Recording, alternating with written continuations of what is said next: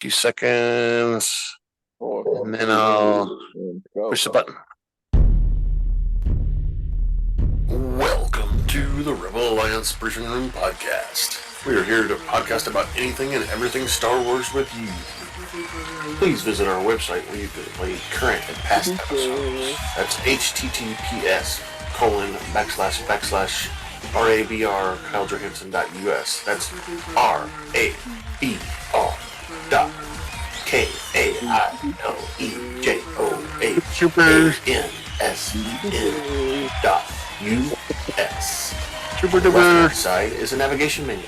You can use this to learn how to load the Rebel Alliance Briefing Room podcast on your Android or Apple phone and tablet. And we have direct links to our podcast on Apple and Google Podcasts. Please participate by connecting to our social media, answering questions of the week, or submitting feedback directly from the site. Again, all of these are available at the Rebel Alliance Briefing Room website at RABR.KyleJohansson.us. And now, it's time to talk Star Wars. I am Kyle John Johansson, and this is Andrew Scott Sutton. Say hello. And Rick's over there. Hello. Hello. Yeah. So I don't know, Rick, if you caught a couple weeks ago where Scott just realized that I was singing Super Duper into the front, in that front part there. Oh, yeah. I don't remember if I told you guys, but the Lego movie. Sorry, I'm a little slow. The theme song of the Lego movie is "Everything is super. Everything is great. Everything is fine. Everything is awesome." That's the song that I played there at the front, and I said "Super Duper" instead of "Super." Hey, I'll be back in a second. I was getting paged. Uh-oh. He's in trouble. Yep. See ya. Yep, we'll see ya.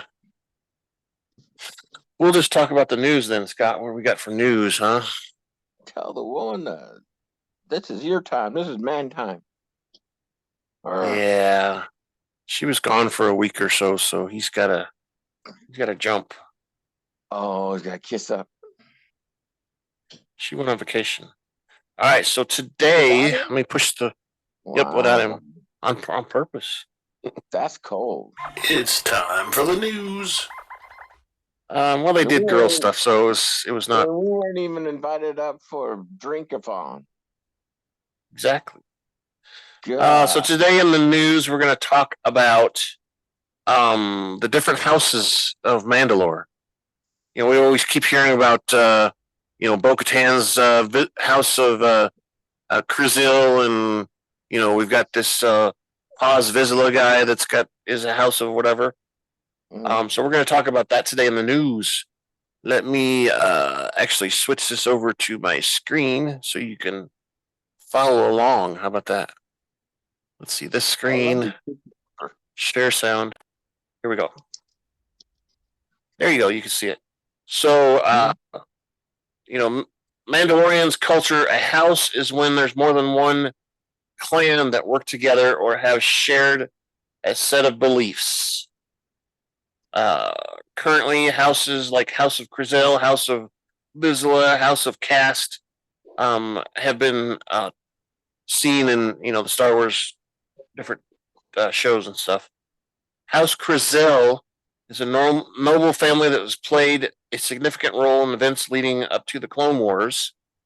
The most prominent member was Satine Krizil, which was the love interest of Obi-Wan Kenobi for a while.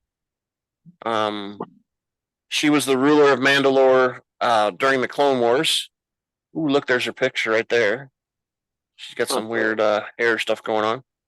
Satine was a pacifist and opposed violence and wanted to keep Mandalore neutral during the conflict of the Republic and the Confederate independent systems, which ended up being the Clone Wars. Her views were not universally accepted, and she faced opposition from a group called Death Watch, who believes the Mandalorian warrior traditions and wanted to overthrow Satine's government. And then we got a picture here, of course, of Bo Katan.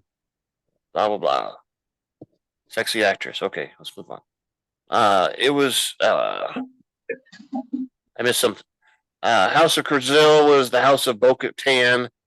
Clan Krazel in this house also included Clan Ren and Clan Eldar. They joined the resistance under Bo Katan's leadership. They would go on to lead Mandalore until the Night of 1,000 Tears, which is, the bombing and the stuff that we talked about in this episode. Clan Ren, leader of that clan was Ursa Rin, which is the mother of, your hot little chick there that we're seeing with the purple hair. And Sabine is her name. She's the one that had the dark saber for a while in Rebels. She convinced her family to stand against the Empire and back Clan Saxon. After defeating Gar Saxon, it triggered another civil war within the Mandalorians. Ren joined Bo Katan and other clans to struggle to drive out Clan Saxon. Sabine became the leader of the Clan Ren and worked to rebuild and unite the Mandalorian people. And she became the leader because what's his name? Red guy killed her mom and took over leadership of Mandalore for a while.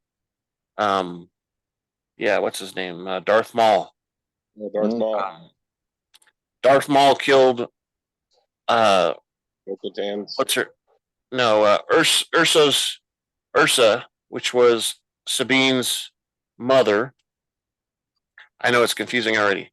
I was just waiting for Clan McGregor to show up and take care of it all, but Clan Rook, which was active during the reign of the Galactic Empire, was initially a vassal house of Caste until the Battle of Yavin, when the Death Star thing.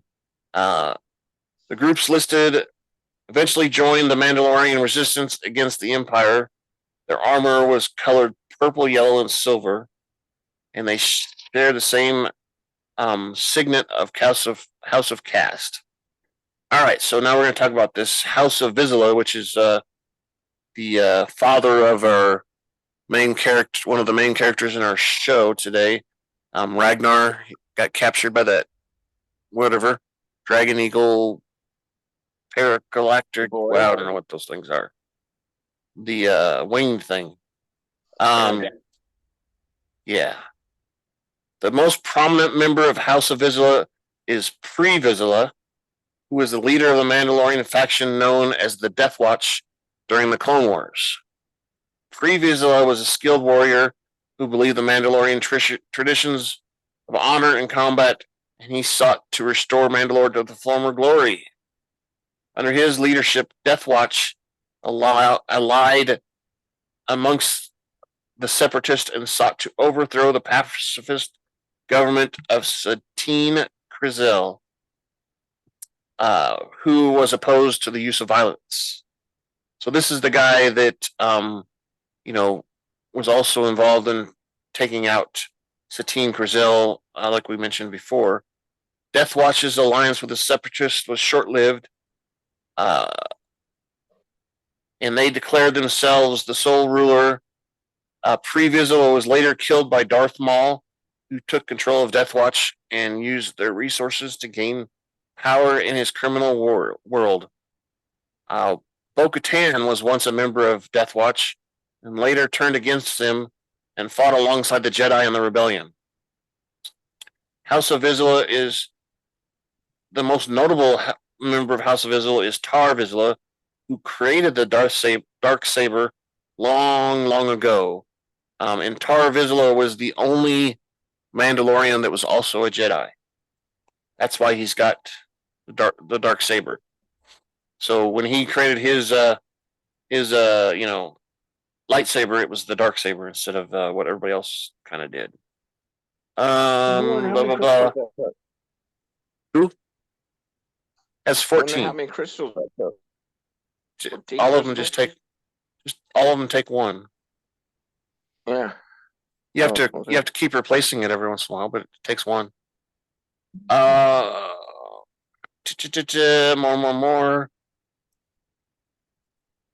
Clan Saxton, which is down here. They're all red here. They're seem to be the clan that everybody's after. During the events in Rebels, Gar Saxton was the ambitious warrior who aligned himself with the Galactic Empire.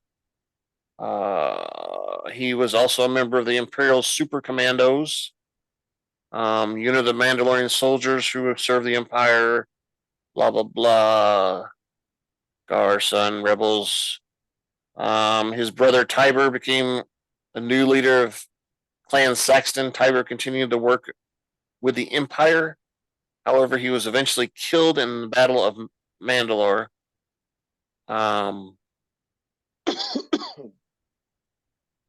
House Cast only appeared in Rebels, mentioning Rook Cast and Vizsla Cast.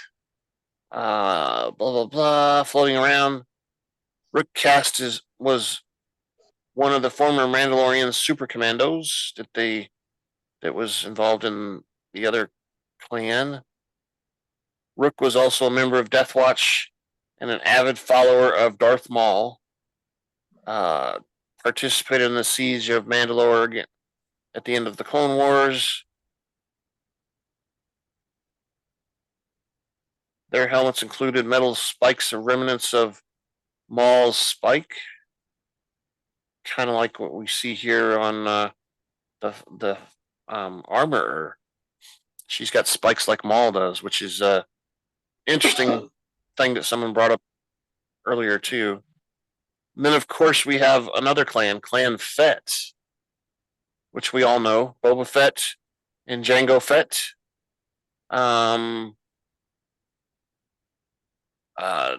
Jango was hired by Count Dooku, and of course we know his head was cut off at the first battle of the Clone Wars at Geonosis.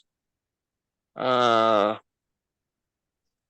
Fett became a bounty hunter just as his father and inherited the Mandalorian armor.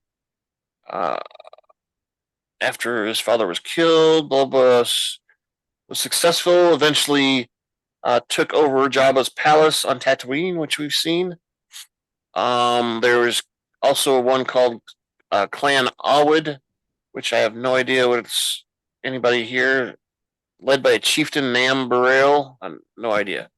But the last one is called Clan Mudhorn, which we know from the Mandalorian. It's the one that Grogu and Mando are a part of. And here's a picture of our Mudhorn that Grogu suspended in the air. They're founding members. Exactly. Founding members. That's pretty much it. I just wanted to kind of go over those different clans and stuff because we keep talking about them in the show. And maybe you picked up a tiny bit there that you can use later on in the future. I know I went through it fast, and I know, it didn't make a lot of sense. So I'm going to switch back out. No more sharing video. There we go. And that's all the news I've got. The news. Spoiler. If you haven't watched Mando, oh, we want feedback, but that's not what the button I went to push. So if you haven't watched Mando Chapter 20, The Foundling, please go watch it because we're going to spoil you.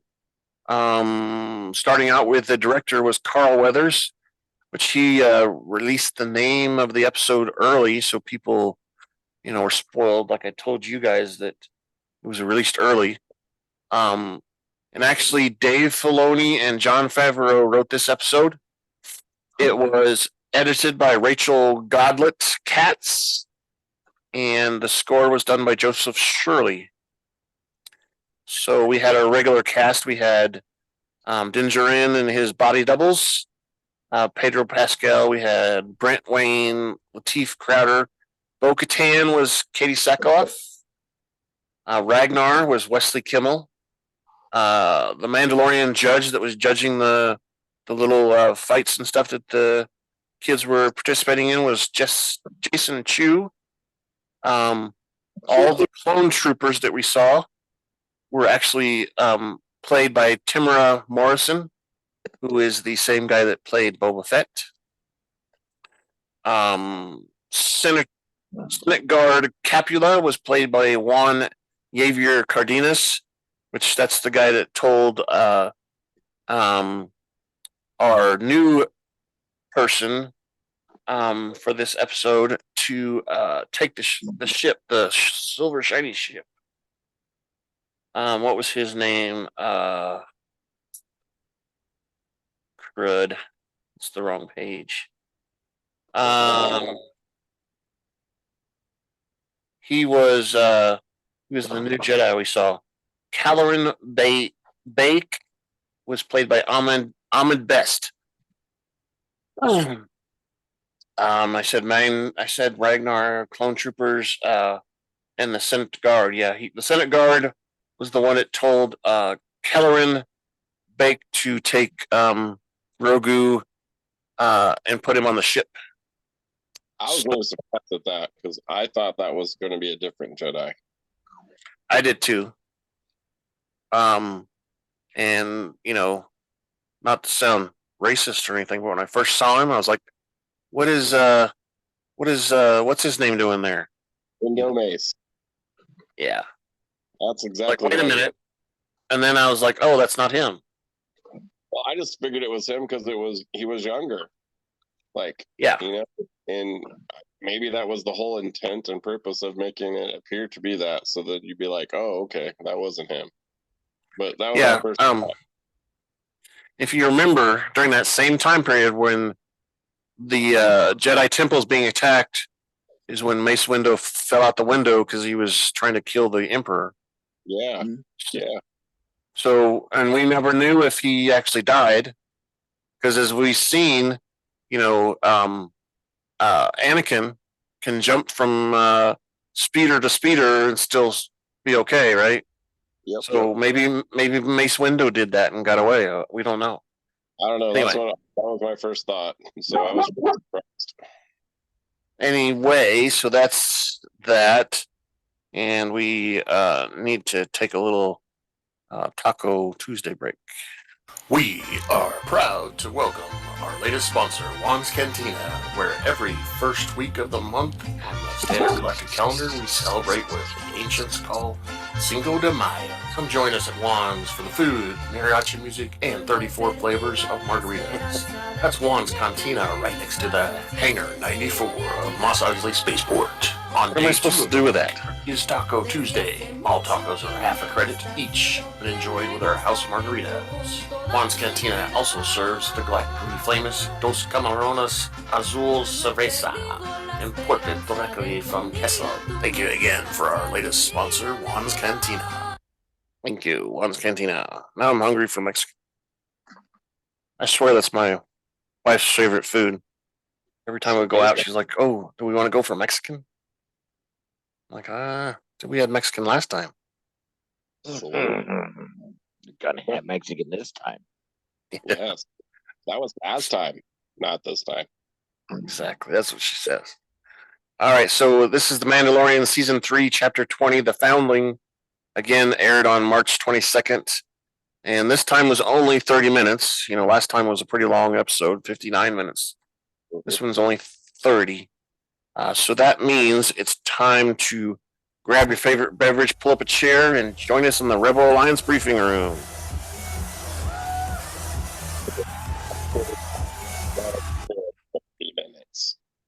What? It was an action-packed, fun-filled 30 minutes. It was. It was pretty exciting. It was sure packed in there. You know how normally they break shows up into different acts or whatever they call them? Mm-hmm. This particular episode only has 2 acts. 2 different things happened, basically. So, it was and they all It's nonstop, pretty much. Yeah, pretty close. So we start out at the tribe's covert. Many tribe members are training in combat, including hand-to-hand blaster training. Pew, pew, pew. Judges are refereeing fights, declaring when each is over and indicating the winner. Away from this, on the beach, Grogu is sitting surrounded by what looks like stones. He watches curiously as several of them move. Uh-oh. Is he moving them or are they moving? He picks up one and discovers that it's not a stone at all. It's a stone crab. It's kind of like a shelf, one of those hermit crabs, but they inhabit stones. You better. But, knowing Grogu, he's probably thinking about sticking it in his mouth.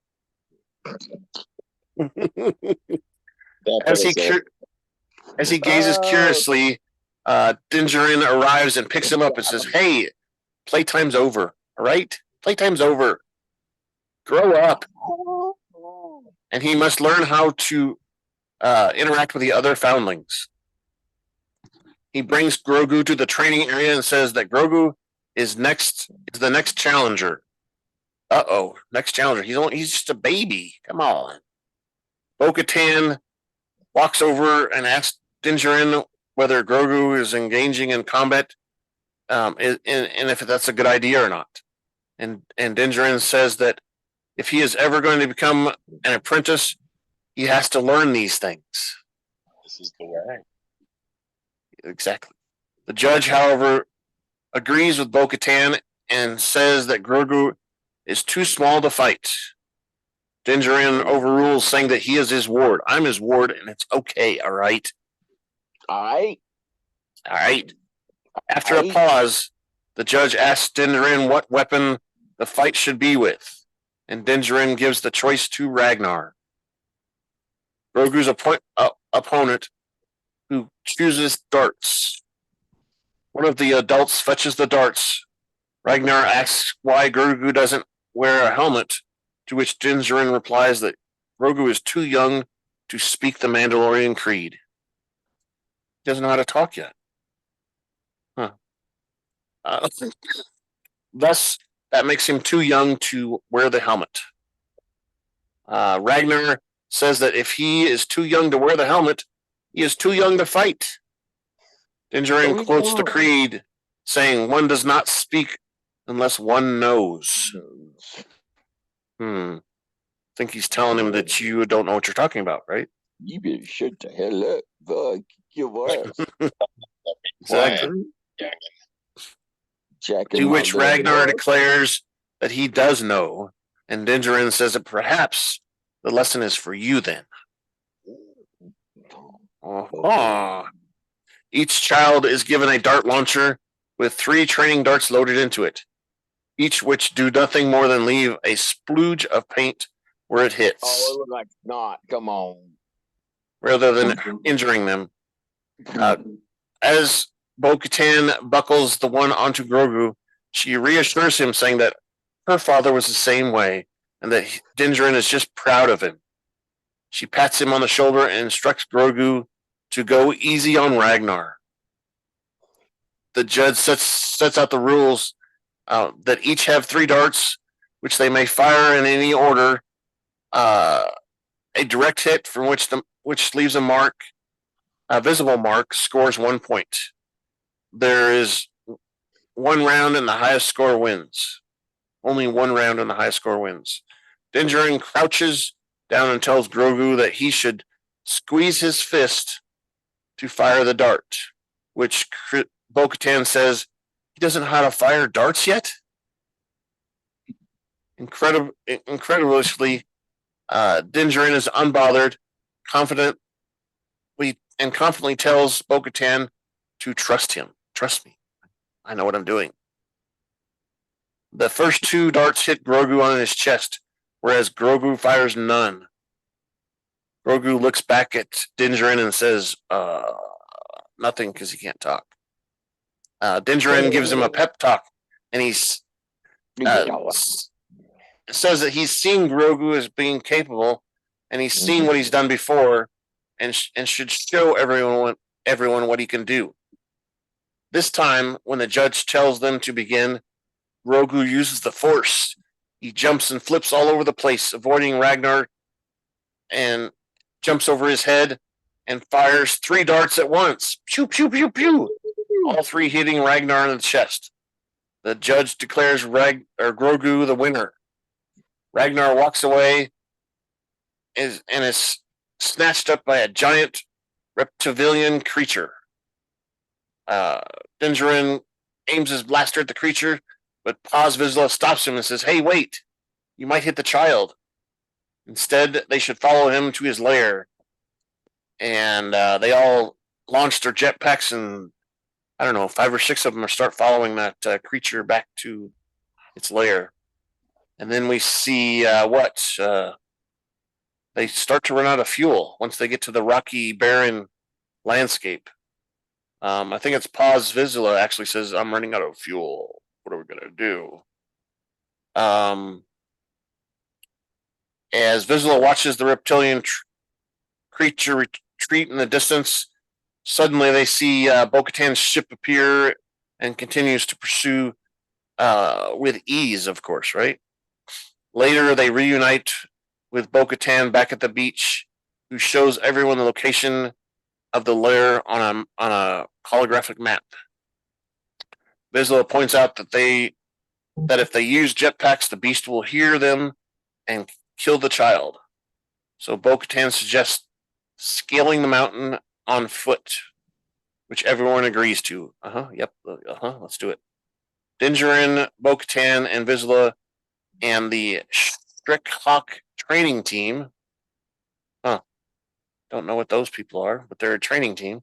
Set off on Bo Katan's ship as Grogu watches from the beach. They leave the poor guy behind. Aww. Bye now. The armor leads Grogu into her forge, where she heats up a ladle in the cryo furnace, and she shapes some metal into circles, cooling it before placing it in a large forge press. She says that the forge can reveal weakness and presses the controls to make the press slam repeatedly against the plate as Grogu looks on with a distressed expression. He experiences a flashback to the siege of the Jedi Temple. A younger Grogu is in the Imperial Palace on the planet Coruscant watching from his hover pram as clone troopers from the 501st Legion, which were directed by Anakin after he became Darth Vader, I guess, attack the Jedi trying to defend him. As the Jedi are killed one by one, a Jedi shouts that someone needs to get Grogu to Kelleran Beck. One of the surviving Jedi gets Grogu to the elevator, but is shot just before the door closes. The elevator travels upwards and opens to reveal Kelleran, who tells Grogu he'll be all right, even as troopers arrive and begin shooting at them. Kelleran deflects the blaster bolts. He's got 2 lightsabers, if you noticed. He's doing so he's well versed in the lightsaber battle stuff. He was pretty impressive too. He did not get shot once. He fought off every single blast. Even the troopers arrive and begin shooting at them. Kelleran deflects the bolts, backing them off, falling more. Troops arrive, and he and Grogu take off in a speeder. They are eventually pursued by a Republic gunship throughout the city of Coruscant. And one of the gunships manages to hit the engine of the speeder, which loses altitude but continues to fly. Kelleran leads them through a train tunnel and past Umate, where they land on a hard platform next to a ship and some Royal Naboo security force members. One of the guards asks about the other survivors, to which Kelleran replies, "There are none. I'm the only one. We're the only ones." The guard tells him to take the ship as a ship of clone troopers arrive. The ship takes off as Naboo guards start a firefight with the clones, and the flashback ends as Kelleran enters hyperspace. So we filled a huge gap there where we don't know what happened to Grogu. Now we do.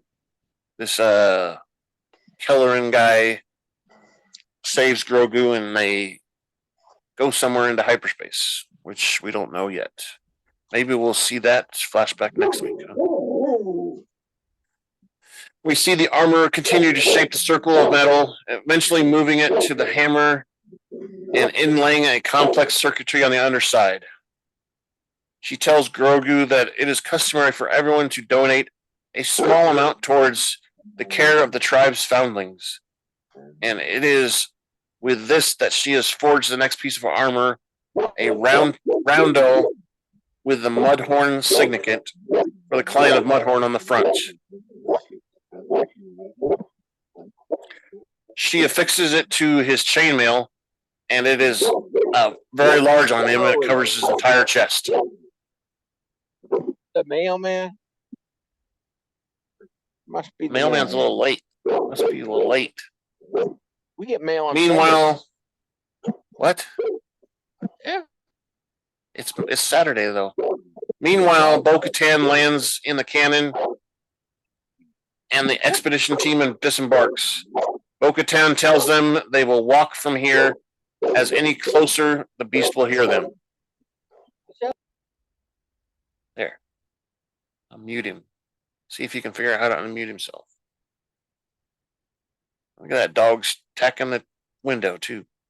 Okay. Bo Katan tells them they have to walk from here. Any closer, the beast will hear them. They take a long trek to the rock formation, whose peak is where the nest is, and make camp for the night. Bo Katan asks Djarin, hey, how do we eat with all these people around?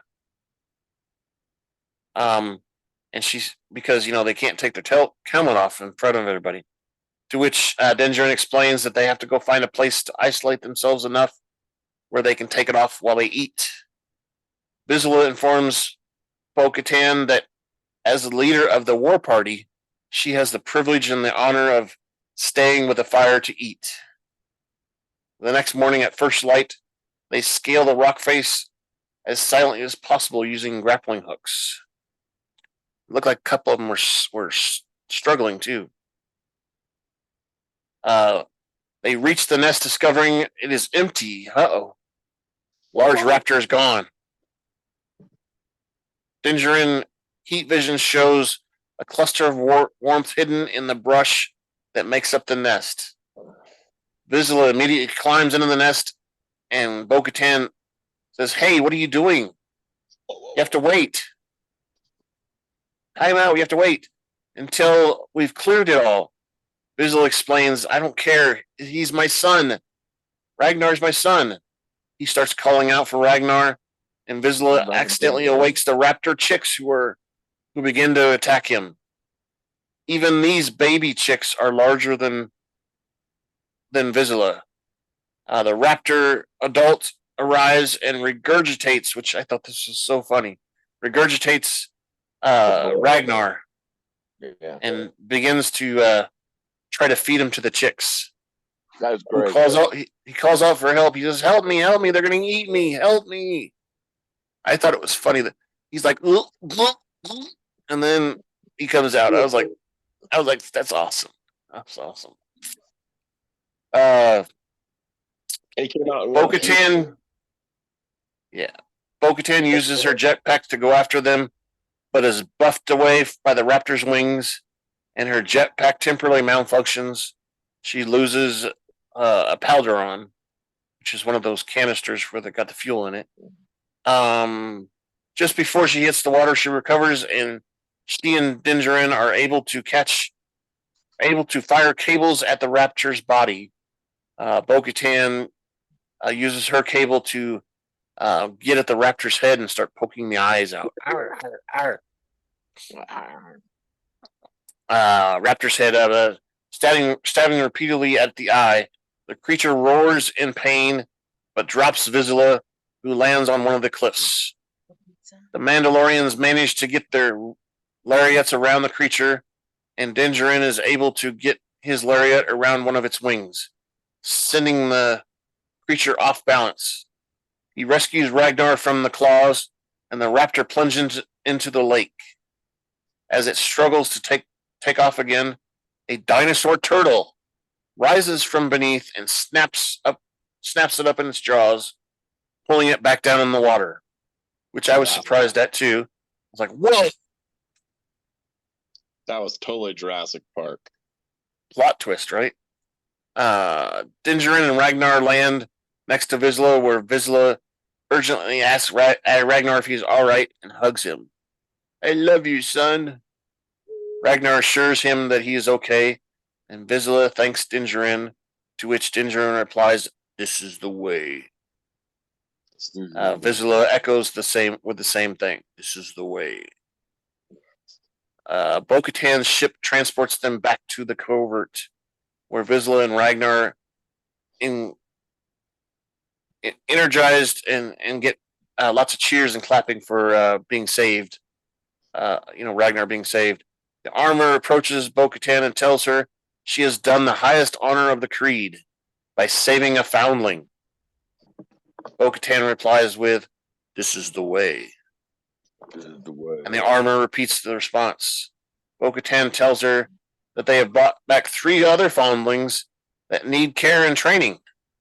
And they pull out these big raptor chicks that are being led by Mandalorians with hunks of meat on a stick. Yeah. I thought that they were impressed that she brought them, but I'm sure they were all thinking like, man, that would be some good cooking, wouldn't it? Good barbecue right there. Fried chicken. The armor noticed that Bo Katan is missing a Palderin, that's the shoulder, one of the shoulder pieces, and takes her to the forge so she can replace it. As she forges the metal, she asks whether she should put a night owl on it, and Bo Katan hesitates. Looking at the metal crafted into the shape of a mythosaur skull on the wall, she asks if it would be acceptable to wear the mythosaur on the Palderon with the night owl on the other one, which the armor declares is acceptable. It's always acceptable for anyone to wear the mythosaur, she says. It belongs to all Mandalorians. Watching the armor continue to create the new Palderon, Krizil asks hesitantly what the armor would say if she saw a mythosaur.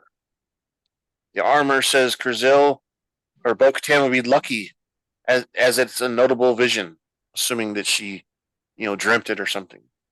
Bo Katan tries to clarify that it was real, but the armor says, "This is the way." When she leaves the forge, Bo Katan stays behind, staring at the mythosaur skull on the wall. I think the armor knows more than she lets on. Probably. Did she go back and kill the one that's there, or get proof that she's seen it? I don't know why she'd kill it. I just think there's more to that dialogue. I think that was kind of a foreshadowing thing, like kind of an Easter egg, maybe. Yeah, I agree. There's going to be more to that later on, I'm sure. Either we go back to Mandalore and hunt this thing out and try to prove it's still there, kind of thing, or it comes out. They maybe they decide that they're gonna settle back on Mandalore and rebuild it, and the thing comes out from there and attacks them at some point. Who knows? We don't know. So the question of the week that I came up with is, does Bo Katan go look for the mythosaur back on Mandalore? And what we were just talking about. You guys think that's a possible thing? Mm-hmm. Very possible. I think so. But I think Mando and goes back and just to look for it. I think there's more of a backstory that's kind of building too, but Yeah, I think so too. I think um maybe the end of the story, let's say about the Mythosar thing, is going to happen at the season finale of the show of this season. Or it carries into another season. Could be too. Could be. We I don't could know. see it again. See it again at the end of the episode, and then we're like, "What? What else? What's going on?" Oh. But I also think Bo Katan now is finally, she had the opposing view of this convert, and now she's kind of starting to see, her upbringing or whatever. Maybe it wasn't all of Mandalore that she thought it was. Yeah, and maybe she likes the old fashioned style of the way they kind of believe things. Yeah. Feedback at KyleJohansson.us. That's feedback, KyleJohansen.us. Yeah, so feedback, we've got that email address. We would love to hear your feedback on the question of the week we just discussed. Both that question of the week, and there's a feedback form link on the left-hand side of the website. Or wrong side, it's over there somewhere. And we're also on Twitter at super_duper_pod. Send us a message there, talk back to us, whatever. And we also have comments section on our videos that are on YouTube and Spotify. So you can go to our website and find those locations too. So send us all your feedback. Tell us what you think. Tell us what you don't think. Tell us if Rick's shirt's too green. Whatever you got to do, give us some feedback. You're just great. We're just jealous. That's all it is. We're jealous. We're jealous. Oh, Scott, you don't? Scott's trying to tell us he's got underwear on, or Under Armour underwear.